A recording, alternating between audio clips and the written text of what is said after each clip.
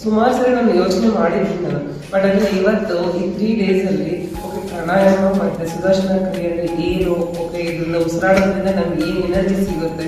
ನನ್ನ ಮನೇಲಿ ಕೆಲಸ ಮಾಡುತ್ತೆ ಬಟ್ ಸ್ಟ್ರೈನ್ ಆಗ್ತಾ ಇತ್ತು, ಬಟ್ ಯಾರಿಗೂ ತೋರಿಸ್ಕೊತಾ ಇರಲಿಲ್ಲ. ಬಟ್ ಈಗ 3 days ನಾನು ಮಾಡಿ ನನ್ನ ಸ್ಟ್ರೈನ್ ಆಗ್ತಲ್ಲ, ಇನ್ನೂ ಎಫೆಕ್ಟಿವ್ ಏನು ಮಾಡಬೇಕು, ಇನ್ನೂ ಮಾಡಬೇಕು ಅನ್ನೋ ಉತ್ಸಾಹ ಬಂದಿದೆ. ಮತ್ತೆ ನಾನು ಏನು ಇಂಟೆನ್ಷನ್ ಇಂದ ಬಂದಿದ್ದು ಅದು ನನಗೆ ಫುಲ್ಫಿಲ್ ಆಗೋ ಮೂಮೆಂಟ್ ತುಂಬ ಕಾಣಿಸ್ತಿದೆ. ಮತ್ತೆ ಪಾಸಿಟಿವ್ನೆಸ್ ತುಂಬಾ ಇದೆ. ಸಂತೋಷ, ಶಾಂತಿ ಮತ್ತೆ ಉತ್ಸಾಹ ನಮ್ಮ ಹಕ್ಕು. ಆದರೆ ನಾವು ಜೀವನವನ್ನು ಹೇಗೆ ನಡೆಸ್ತಾ ಇದ್ದೀವಿ? ಕೋಪ, ದುಃಖ, ಸಂಶಯ, ಭವಿಷ್ಯದ ಬಗ್ಗೆ ಆತಂಕ.